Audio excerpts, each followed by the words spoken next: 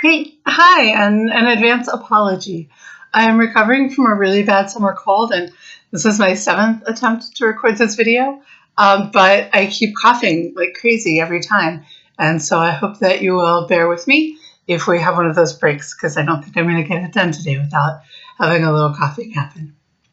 So this week, we're going to be reading and writing about doing small things that show big significance.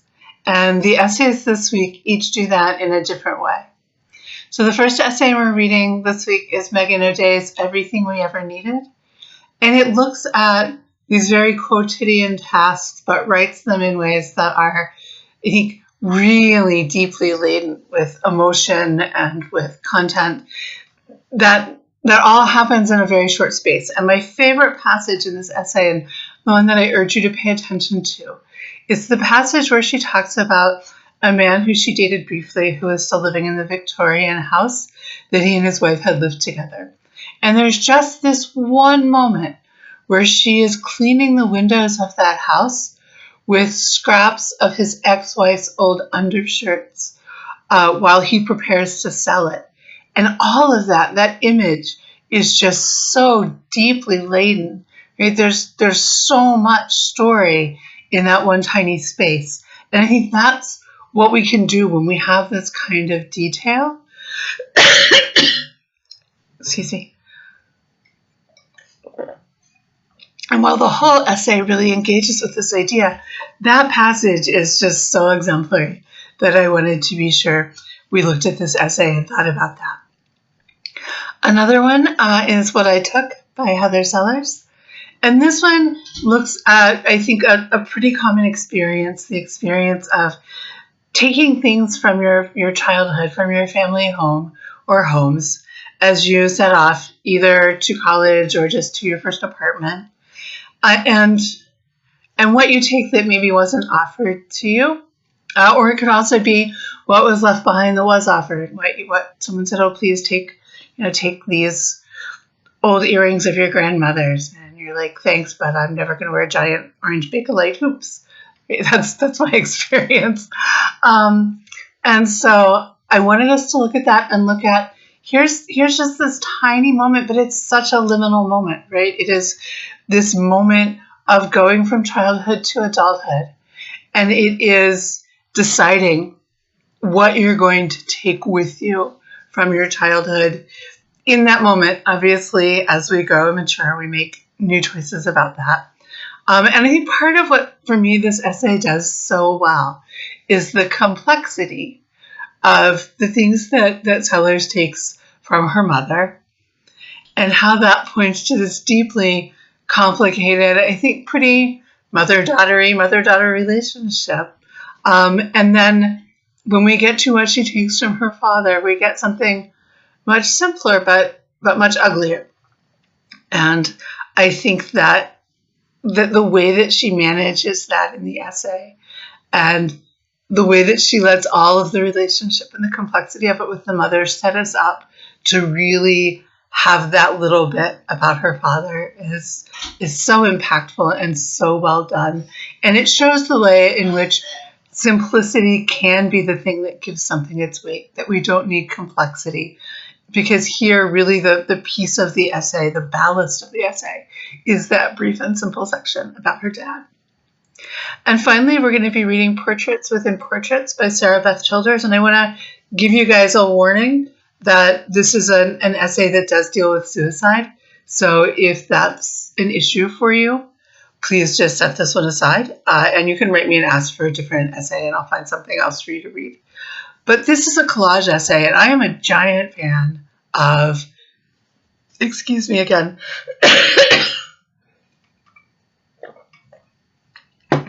not my greatest performance.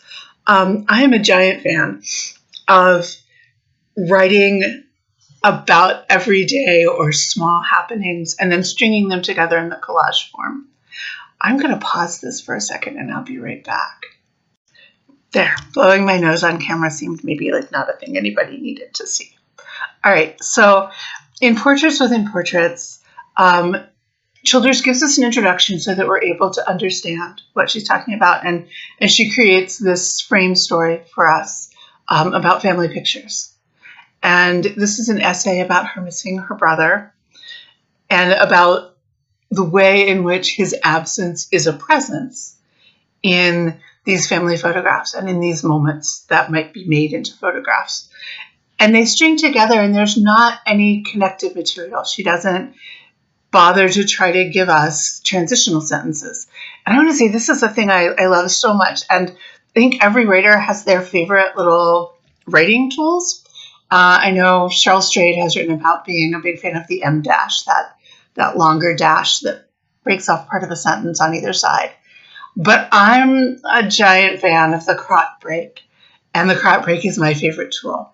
It's CROT, if this is a term you don't know, and it's an old printer's term. The crot break is just that double spacing between paragraphs that lets you know there's narrative discontinuity so that you don't have to write a transition for the reader. You can just let time break, and it can break in short ways and it can break in long ways, and it just smooths out the work of essaying so much.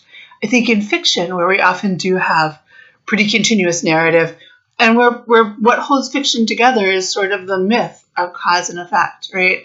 But in creative nonfiction, we have to deal with the fact that life doesn't really function neatly on cause and effect, right? That in fact, sometimes crappy things happen or wonderful things happen, and they just happen. And we act in ways that we ourselves don't understand our motivations for.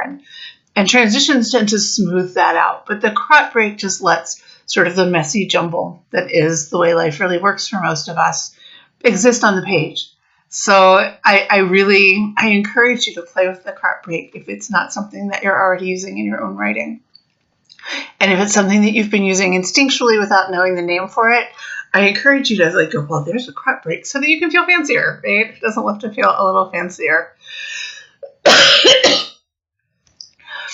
So I also want to talk about what you're going to be writing for this week.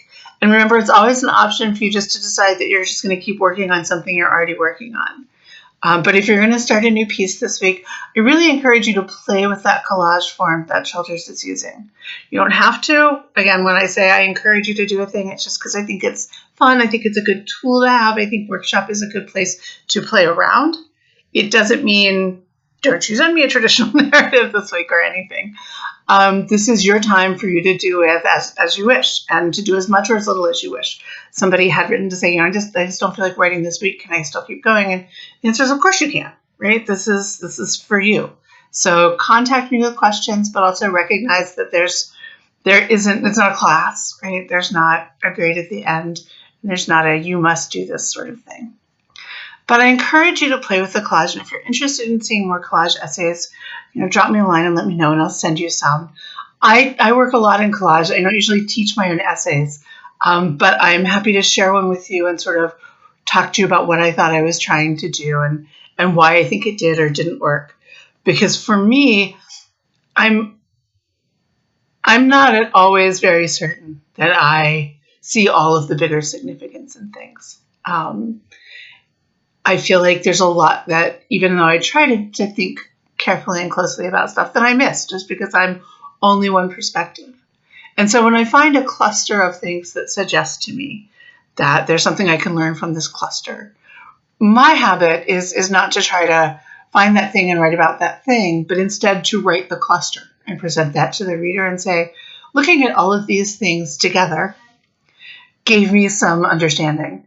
And so I'm offering them to you for you to look at all together, but I'm not going to tell you what I think you should find here, because I'm not that kind of writer. There are writers who are, and they're excellent, and I applaud them, but just I'm not. And I encourage you to maybe play around with that, to play around with thinking about if this essay were a Cornell box, which is a kind of shadow box that, if you don't know, I encourage you to Google. What would I put in this Cornell box, right? What would I gather so that all of these pieces together created synergies between each other and a larger picture that maybe was ineffable, that maybe I wouldn't be able to say, here's exactly in words what this is about, but is rather just about the confluence of these things being put in one space. So this is our last week for these sorts of first draft essays. Next week, I'm going to give you some revision prompts, which you, again, are free to engage with or not as you choose. I'll admit I'm a grumpy reviser. I know what works for me, and I'm going to offer you those strategies and then some that don't work for me. And you just choose the ones you want. Play with them, right? This is about enjoying the work and playing with words. And so next week, you will spend as much time as you need up until the last day of the class, which is the 15th, revising one of the 3 pieces. Or if you wrote tiny pieces, you can do more. I'm going to ask you to try to keep what you send to me to under 5,000 words. But if you have 3 pieces that you want to send to me and they're all under 5,000 words, and together they're all under 5,000 words, that's fine. And then I'm going to go through, I'm going to give you comments. We're going to have a Skype conversation. We'll talk about where you might publish the work. We'll talk about revision moving forward. If you're working on a longer work and this is a piece of it, we can talk about developmental strategies.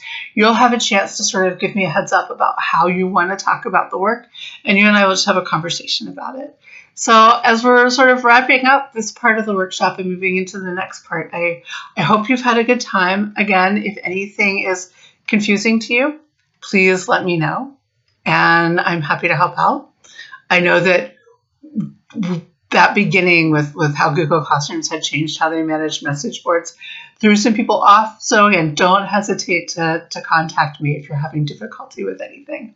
All right, thank you, and I look forward to reading your work.